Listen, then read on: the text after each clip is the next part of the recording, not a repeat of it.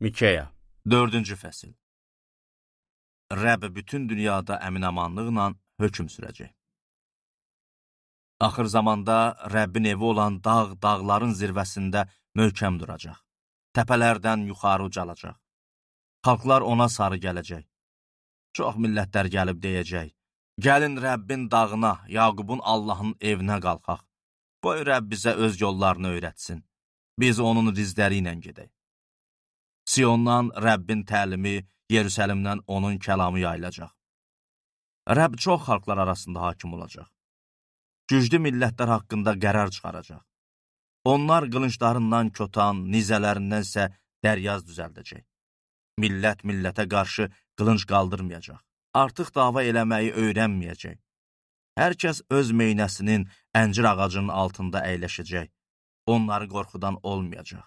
Ordular Rəbbi belə söz verdi: bütün xalqlar öz Allahların adı ilə getsələr belə, biz daim və əbədi Allahımız Rəbbin adı ilə gedirik. Rəbbin xalqı sürgündən qayıdacaq. Gün gələcək, Rəbb bəyan edir: mən şikəstləri yığacağam. İncitdiyim pərən-pərən düşən xalqı bir yerə toplayacağam. Şikəstləri sağ qalan xalq eləyəcəyəm. Atılanları güclü millətə çevirəcəyəm. Mən Rəbb onlara Siyon dağından indidən sonsuza dək hökm eləyəcəyəm. Sən ey Yerusəlim, sürüyə nəzarət eləyən qüllə, Siyon qızının qalası, əvvəlki hakimiyyət sənə yenidən veriləcək. Yerusəlim qızının səltənəti gələcək. İndi nə üçün uca səslə çağırırsan? Niyə doğan qadın kimi ağrı çəkirsən? Məyər sənin yanında padşah yoxdurmu? Məsləhətçilərin həlak olubmu? Ey Siyon qızı, ağrıdan qovrul.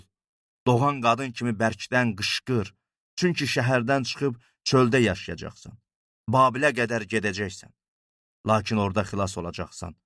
Rəbb səni düşmənlərinin əlindən satın alacaq. Amma indi çox millətlər sənə qarşı birləşib belə deyir: qoy Siyon rüsvay olub murdarlansın.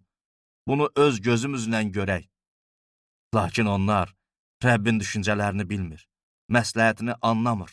Xırmanda yığılan dərzlər kimi Rəbb onları bir yerə toplamışdı.